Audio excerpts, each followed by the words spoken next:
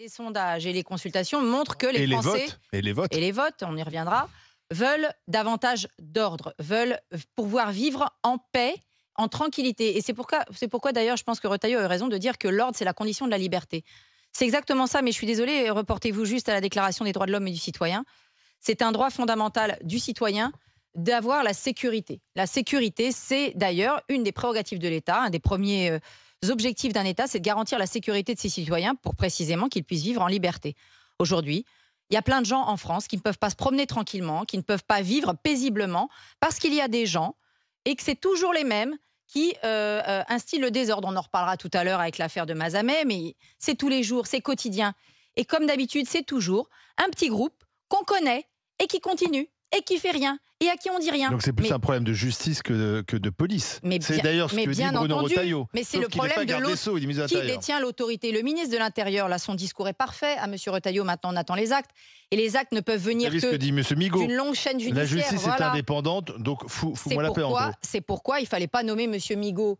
Soit il ne fallait pas nommer M. Migaud à la justice, soit il ne fallait pas nommer M. Retailleau à l'intérieur. Parce que si on va rebelote, tirer à Huadia, on n'obtiendra rien. Ça va être ça, Donc, comme d'habitude. c'est comme dans un établissement scolaire, j'ai déjà dit. Un établissement scolaire, c'est une sorte de petite société. S'il n'y a pas des adultes pour faire régner la loi, qui est la loi du vivre ensemble et pour tous, et de la faire régner avec justesse, mais avec une très, très, très grande fermeté, surtout avec les générations qu'on a aujourd'hui, eh ben, tout part n'importe comment. Et c'est pourquoi vous avez un collège qui est très bien tenu et le collège d'à côté qui est tenu à la va comme je te pousse. Parce qu'il y a juste d'un côté des gens qui tiennent l'autorité et de l'autre les gens qui sont dans la bienveillance, les petits cœurs, les peluches. Donc tu dis que le problème de Retailleau, c'est Didier Migaud ? On va voir. En tout cas, pour l'instant, comme a dit M. Retailleau dans le Figaro, nous devons répondre au message clair que les électeurs ont envoyé au premier tour des élections législatives. Voilà. Et il dit ensuite, j'utiliserai tous les pouvoirs réglementaires dont je dispose pour dissoudre notamment les groupuscules qui s'en prennent à nos policiers et nos gendarmes. Donc là, j'espère effectivement qu'on enverra un petit message à tous les Black Blocs et notamment à monsieur Arnaud. Non, mais il va falloir que maintenant, il a demandé au procureur de la République de porter plainte. Et ben voilà, derrière les paroles, des actes, il faut que ça tombe vite. Parce qu'il ne faut pas que ces paroles-là, elles s'étendent pendant des semaines. Il faut que ça tombe très vite. Bruno Poncet. Je rappelle qu'on a recruté 10 ou 12 000 policiers sur les derniers mois. Alors moi, j'aurais une pensée pour Éric Ciotti, que s'il n'avait pas quitté les Républicains, il aurait été ministre de l'Intérieur, le pauvre. Il a fait le mauvais choix de trahir, et comme ça, maintenant, c'est Retailleau. Parce que bon, Retailleau, c'est pas faux, c'était le rêve de Ciotti. Oui, mais Ciotti voit autre chose et c'est un beaucoup plus loin. ersatz, hein, Retailleau.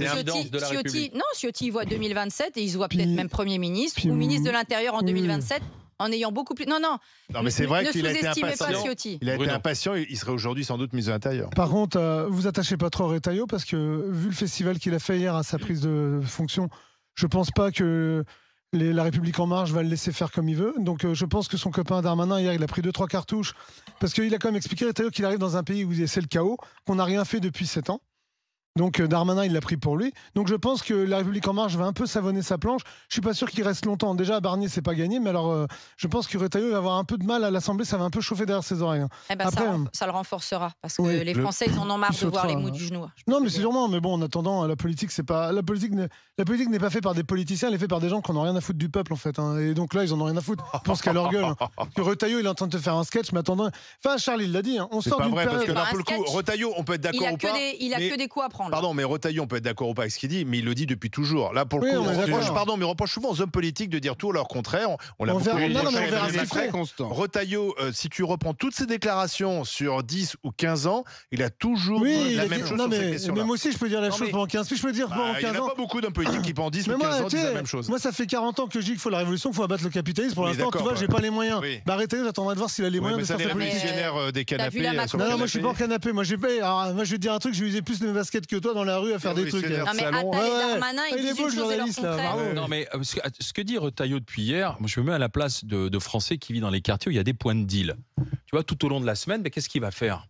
Il va attendre qu'on enlève son point de deal. Exactement. Tu vois, je me mets à la place de ceux qui peuvent vivre dans des quartiers où il y a des rodeux urbains, où tous les soirs, il y a des caisses, quartier Pisevin, ou du côté de Grenoble, dont on a beaucoup parlé. Il se dit, J'attends. Oui, alors non, mais si tu veux, c'est là où je me dis de l'ordre. Je vais te donner un exemple. D'ici la fin de l'année, on n'a pas nettoyé ça. Je vais te donner un exemple. Je pense qu'on va être de nouveau sur les mêmes antiennes, Barbara. Je te donne rendez-vous dans quelques jours. Il a nommé à la sécurité Nicolas Darangon, qui est le maire de Valence. à Valence, l'année dernière, c'était plus de 1500 rodéos urbains. Le maire de Valence a édicté différents arrêtés. Il n'y en a plus qu'une dizaine aujourd'hui. Ben voilà, ça s'appelle la politique du résultat. Donc si, à l'échelle de la France, dans les quartiers qu'on connaît, on met en place un certain nombre de mesures qui permettent de réduire drastiquement les rodéos urbains. Monsieur Darangon, qui a été choisi par Monsieur Retailleau pour l'aider, apparemment, il a un début de solution. Souviens-toi qu'on a eu droit aussi au Karcher. Oui. Les coups de menton, les rodomontades, je me méfie toujours un peu. Oui, mais Retailleau, c'est pas Sarkozy. Il n'a pas la même histoire politique que Sarkozy, parce que Sarkozy, c'est le roi de la godille, c'est le roi de la magouille. Retailleau, il a eu une carrière politique, bien sûr, comme tout politique, tu es obligé toujours de faire des petits quarts pour aller aboutir à ce que tu veux. Il a une certaine mais Retailleau est connu pour être assez cohérent. Sauf que le vrai problème de Retailleau, c'est pas de dire ça, c'est aujourd'hui qu'il arrive dans un gouvernement où le maire, il a tellement laissé un trou que les mecs, le budget, il est en baisse pour tout le monde. J'attends de voir que Retailleau puisse embaucher 15 à 20 000 flics comme il a besoin. Il envoie le bon message à ceux qui doivent l'entendre, crois-moi. Est-ce qu'il a raison, Charles, toi l'avocat, de commencer par dire le problème c'est la justice. D'ailleurs, le ministre de la Justice a tout de suite dit attention, la justice est indépendante. Je ne suis pas sûr que le sentiment de justice lente soit exact. Voilà ce qu'a dit Didier Migaud. Alors, est-ce qu'on va avoir un match avec la droite dure à l'intérieur et la gauche molle peut-être à la justice? Non, la justice, moi j'ai déjà eu l'occasion de le dire ici, la justice française, en réalité, n'est pas une justice laxiste. Quand vous passez en comparution immédiate, la plus forte probabilité, c'est que vous preniez un mandat de dépôt au moment du jugement. Donc vous allez normalement, vous rentrez en comparution immédiate libre, vous ressortez pas. Vous allez directement en prison.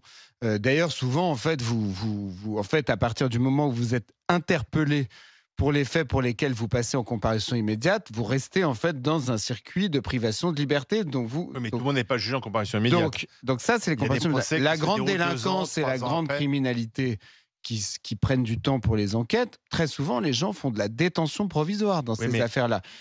Mais c'est vrai, et ils en font très longtemps, très souvent jusqu'à leur comparution. Donc, moi, je pense, je vais vous dire, beaucoup de procès qui se font 2 ans, 3 ans après, et puis s'il y a un appel, il faut encore attendre un an. Mais ce ne sont pas des histoires énormes. Mais régulièrement ici, on s'interroge, mais pourquoi sur telle ou telle affaire? Il y a plein de gens dans ces procès-là, honnêtement, je pense dans la majorité des cas, les personnes mises en cause font de la détention provisoire, soit jusqu'à leur comparution, soit quasiment jusqu'à leur comparution, et elles font du bracelet électronique ensuite jusqu'à leur comparution. Donc, c'est pas le problème de la lenteur de la justice. Je pense que c'est d'une part le fait qu'elle est très engorgée, que donc elle a trop d'affaires à traiter et que ça peut donner le sentiment qu'elle n'arrive pas à répondre. Et deuxièmement, j'en termine par là, je pense que en l'état de notre droit, les règles, c'est que quand vous commettez pour la première fois ou la deuxième fois un délit, vous allez avoir une sanction qui va être du sursis, qui va être quelque chose de léger. Sauf, je vous dis, comparution immédiate. Peut-être que ça, on pourrait réfléchir à quelque chose de plus adapté à cette délinquance et cette criminalité qui mine notre pays, en créant un système de réponse pénale très ferme dès le début. Parce que ça changerait quelque chose. Premier élément. Et deuxième élément, sans faire de polémique et sans parler comme le RN, etc., vous avez un certain nombre de crimes et de délits en France qui sont commis par des étrangers, parfois des étrangers, souvent d'ailleurs en situation irrégulière. Moi, je pense que la France doit assumer dans ces cas-là de renvoyer ces gens chez eux. Mais Olivier va en parler avec nous, Olivier du Pas-de-Calais, transporteur. Bonjour Olivier. Oui, bonjour les GG. Très joli prénom. Vous croyez à la méthode de Retailleau alors? Est-ce qu'il va y arriver, Retailleau? Oui, tout à fait, oui. Je pense que c'est l'homme de la situation. C'est quelqu'un de droit, honnête, pragmatique, qui a toujours... moi je l'ai suivi, j'aime un peu la politique... pas à l'Assemblée, au Sénat, qui a toujours été droit dans ses bottes sur la sécurité, etc. Et puis en plus, son entrée au ministère, il s'est pas gêné à envoyer 2 scuds, un à M. Darmanin et un bien sûr à Didier Migaud, c'est ça, Migaud? Oui, c'est ça, ouais. Garde des Sceaux, ouais. Garde des Sceaux. Et puis, troisièmement, c'est pas un imbécile, il prépare 2027. Donc, je pense qu'il va vraiment mettre le paquet sur la sécurité pour toutes ces raisons-là, quoi. Voilà. Alors, il a aussi annoncé porter plainte contre le député LFI Raphaël Arnaud pour des propos diffamatoires à l'égard des forces de l'ordre. C'est ce que vous attendiez du ministre ? Oui, entre autres, oui, parce qu'un député de la nation n'a pas à écrire ça, je crois. On peut le penser très fort, mais l'écrire, surtout quand on est un député, donc député de la nation, donc c'est-à-dire député de la France, et non d'une circonscription, hein, si on prend la définition exacte, on n'a pas à écrire ça, qu'on envoie des forces de l'ordre pour tuer des... Il faut rappeler ce qu'a écrit M. Raphaël Arnaud dans un tweet à propos de ce qui se passe en Nouvelle-Calédonie. Assassinat de Kanak par les forces policières envoyées spécialement en 17 000 km. Ouais, assassinat de Kanak. Oui, donc ça, déjà, une personne lambda n'a pas à dire ça, enfin je crois pas. Non, c'est diffamatoire.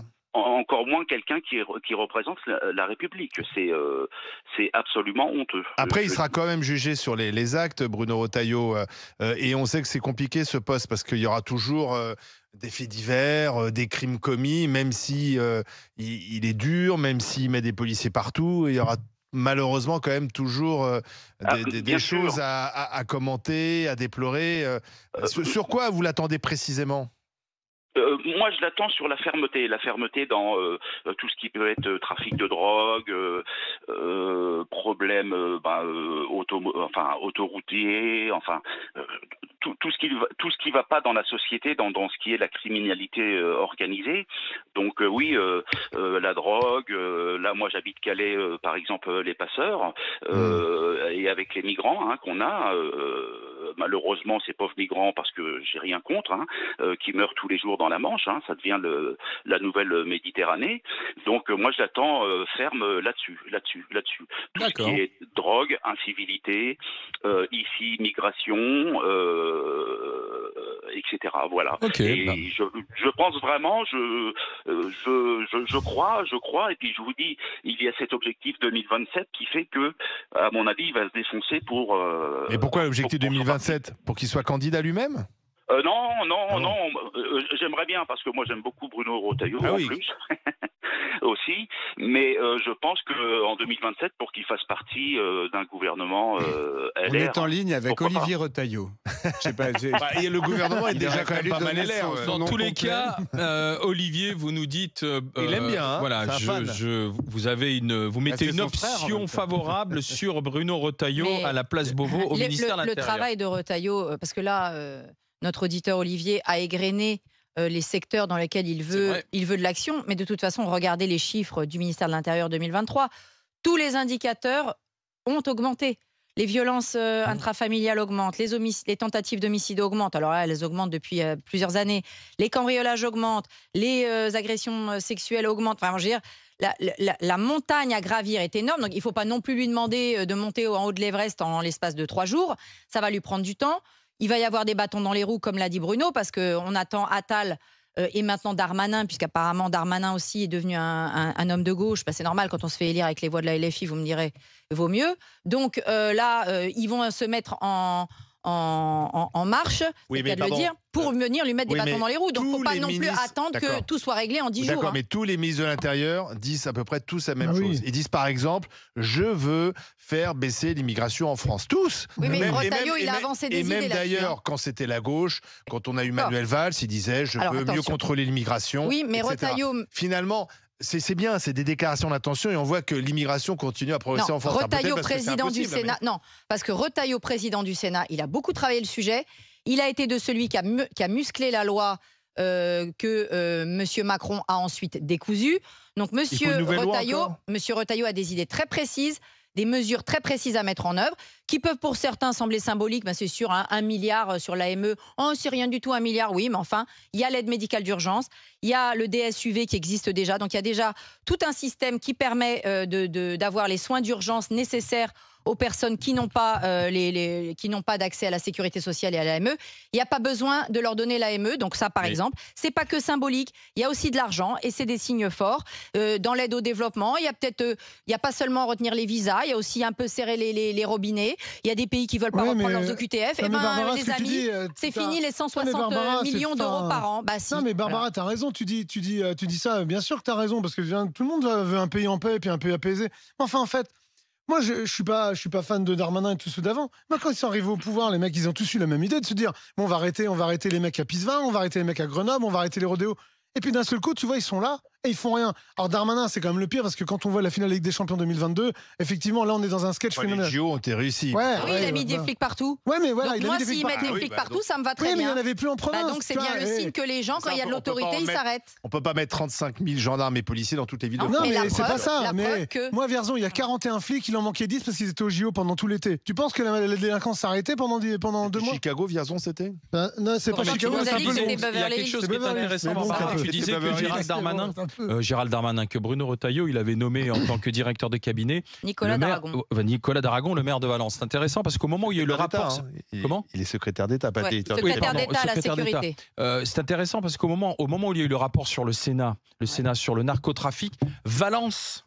Sa ville a été désignée comme ville débridée du narcotrafic. Bah oui, c'est pour ça avec justement l'héroïne la plus pure de France était à Valence. Donc, ce serait intéressant de voir la manière dont il va lui-même appréhender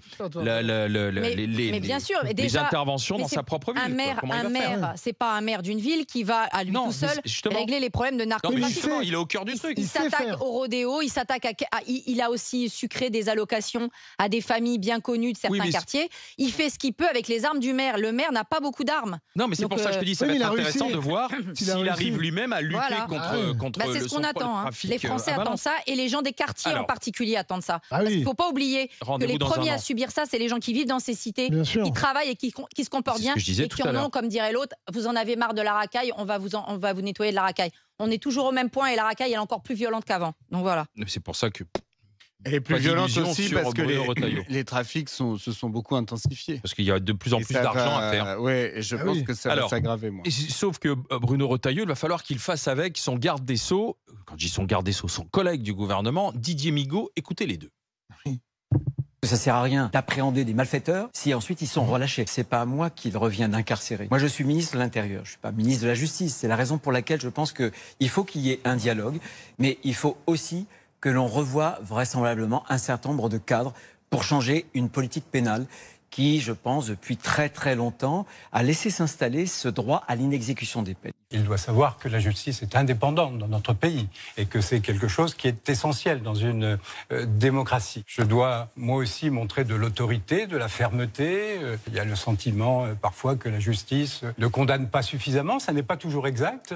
Donc, j'aurai un certain nombre d'échanges avec Bruno Retailleau. Je suis prêt. C'est quoi l'inexécution des peines? Parce que ça veut dire qu'en fait, des peines sont prononcées, mais elles ne sont pas exécutées. On n'a pas assez de places en prison. Non, mais elles sont. Personne ne prend 3 ans de prison et ne l'exécute jamais.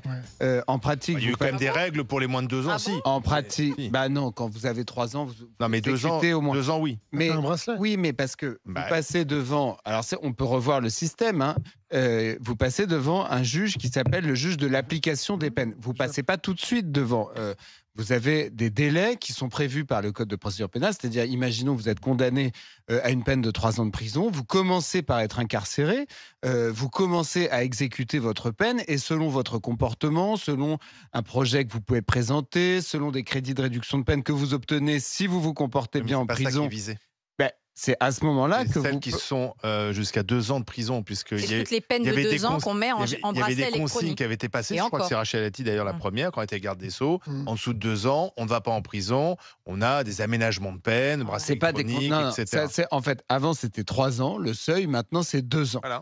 Ce seuil de 2 ans, c'est Macron qui a baissé ce seuil à 2 ans pour que dès que la peine dépasse 2 ans, mais vous savez que dans la plupart des cas, elle dépasse 2 ans, vous ne pouvez plus avoir ce qu'on appelle l'aménagement ab initio, c'est-à-dire que vous devez commencer par commencez à exécuter votre peine, donc vous êtes incarcéré, et c'est à ce moment-là que vous pouvez saisir un juge de l'application des peines, et ça répond à des critères. Et croyez-moi, quand vous passez devant ce qu'on appelle donc le JAP, vous n'avez pas du tout de manière automatique votre aménagement de peine. Et quand on vous le donne, c'est si vous justifiez d'un travail, si vous justifiez d'un hébergement en général à un autre endroit que celui où vous avez commis les faits pour lesquels vous avez été incarcéré, ça répond à beaucoup de conditions. Souvent d'ailleurs, vous sortez en fait sous bracelet électronique et vous devez être sur le lieu de votre bracelet la nuit, etc.